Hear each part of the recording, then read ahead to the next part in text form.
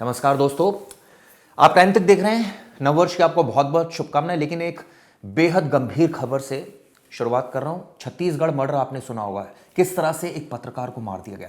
यह सिर्फ मामला पत्रकार को मारने का नहीं है, लेकिन इसके पीछे एक गहरी साजिश थी। दरअसल ये पत्रकार मुकेश थे, जो कि अपने भाई के खिलाफ इन्होंने एक एजेंडा चला रखा था। खबरें दिखा रहे थे, अपना यूट्यूब चैनल भी चलाते हैं और एक बड़े नेशनल चैनल से बताते हैं, स्वतंत्र रूप से जुड़े हुए हैं। ये अपने भाई सुरेश के खिलाफ खबरें दिखा रहे थे और इस बात से सुरेश को बहुत बुरा लग रहा था। उसने अपने भाइयों और साथी के साथ मिलकर ये पूरी हत्याकांड की साजिश रची और मार दिया। दरअसल पुलिस को इस मामले का पता नहीं चलता। वो कैसे पता चला, पहले आपको बताता हूं। 1 तारीख को पूरी कहानी इस तरह की है कि जो मुकेश थे वो अपने घर से निकले और ये कहकर निकले कि वो शाम को घर रात को घर आ जाएंगे वापस। जब वो वापस नहीं आए तो उसके बाद ऑब्वियसली घर वाले काफ़ी परेशान हुए। उन्होंने इस बाबत पुलिस में फिर रिपोर्ट कराई है। वो काफ़ी परेशान हुए, उनका मोबाइल भी स्विच ऑफ जा रहा था। इसके बाद जब मोबाइल स्विच ऑफ जा रहा था, पुलिस ने कई जगह सीडीआर निकाली मोबाइल की, तो पता चला एक लोकेशन उस समय आ रही थी। वो आ रही थी बीजापुर की। दरअसल ये बीजापुर का पूरा वाकया है और बीजापुर में एक, ये बताते हैं, चट्टान पारा इलाका है जहां पर ये लोकेशन, लास्ट लोकेशन आ रही थी। और पता चला कि इस चट्टान पारा में तो एक फार्म हाउस है और ये फार्म हाउस सुरेश का है। सुरेश और मुकेश दोनों कजन ब्रदर्स हैं।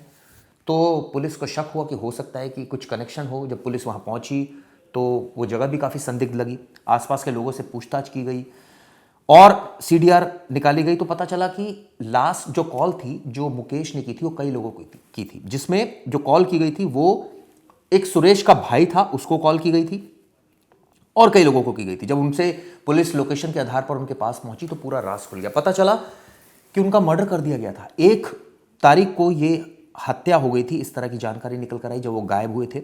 और उसके बाद 3 तारीख शाम को पुलिस ने इस पूरे मामले को खोल दिया। ये बताते हैं कि फार्म हाउस में एक बैडमिंटन कोर्ट था, उसके पास एक सीवर टैंक था जहां पर चिनाई की गई थी। और जब पुलिस ने उसको, टैंक का ढक्कन खोला, उसे खाली किया जाता है तो अंदर जो पुलिस ने देखा वो था एक लाश।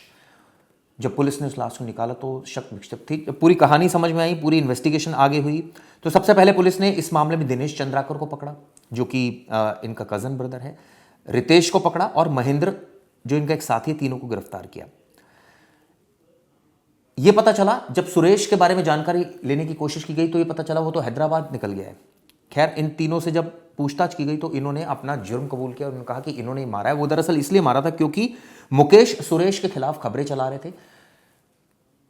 मुकेश को सुरेश के एक भ्रष्टाचार के बारे में पता था। दरअसल एक सड़क का उसने ठेका लिया था। सुरेश एक ठेकेदार था और इस ठेके में घोटाला हुआ था। इस खबर को उन्होंने अपने यूट्यूब चैनल पर दिखाया था और तमाम जगहों पर जो है इस खबर को प्रमोट कर रहे थे। इसी वजह से भाई ने ही, यानी कजन ब्रदर ने ही ब्रदर की हत्या कर दी।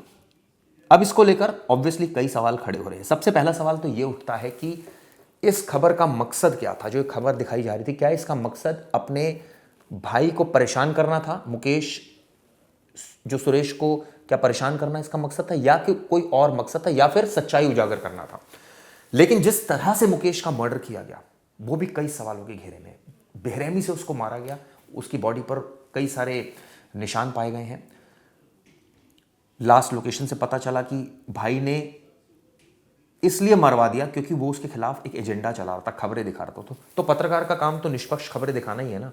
हाँ, अगर इसके पीछे कुछ और बात हो तो अलग बात है, लेकिन फिर भी किसी को क्या ये राइट है कि किसी का मर्डर कर दे। लेकिन इस केस में देखा गया कि बेरहमी से सुरेश ने मुकेश की हत्या कर दी और इस काम में जो शामिल थे वो थे उसके दूसरे भाई। सवाल ये उठता है कि इसके पीछे क्या वाकई यही वजह है या कुछ और भी वजह है। इसकी इन्वेस्टिगेशन लगातार जारी है। लेकिन छत्तीसगढ़ का ये मामला था जिसने दिल्ली तक को हिला दिया और इसको लेकर ऑब्वियसली 1 जनवरी से पूरी ये जब शुरू हुई थी शाम 5 बजे, जब वो घर लौट कर नहीं आए, उनके परिवार में कॉल किए जा रहे थे। युकेश, इनका एक ब्रदर है मुकेश का, उसने पुलिस को इन्फॉर्म किया। उसके बाद चूंकि पत्रकार था तो पुलिस काफ़ी एक्टिव हो गई। उन्होंने देखा कि भाई लास्ट चट्टान पारा में लोकेशन आ रही है, वहाँ सुरेश का घर था। तो इस वजह से 3 तारीख तक ये मामला शक गहराया। बैडमिंटन कोर्ट के पास पहुँचे फार्म हाउस में, वहाँ पर एक सीवर टैंक था, उस पर चिनाई हुई हुई थी। वो हटाया उसको, चिनाई को, तो टैंक के अंदर ये नज़ारा देखा तो बहुत कुछ क्लियर हो गया। उसके बताते हैं सिर पर, पेट पर और शरीर के दूसरे हिस्सों में घातक चोटों के निशान थे जो साफ साफ नजर आ रहे थे। ऐसे में कई सवाल जैसे मैंने बताया कि खड़े हो रहे हैं। इसमें जो मास्टरमाइंड का पता चला है वो ऑब्वियसली सुरेश था। अब इस मामले में रविवार रात को एक विशेष दल ने उसको गिरफ्तार भी कर लिया। सुरेश ये बताते हैं कि ए श्रेणी का ठेकेदार था और रजिस्टर्ड ठेकेदार था। अब छत्तीसगढ़ प्रशासन की ओर से कार्रवाई भी की गई है। ये बताते हैं कि जो इस मामले में उसका फार्म हाउस था उसको भी गिरा दिया गया, इस तरह की जानकारी निकलकर सामने आ रही है।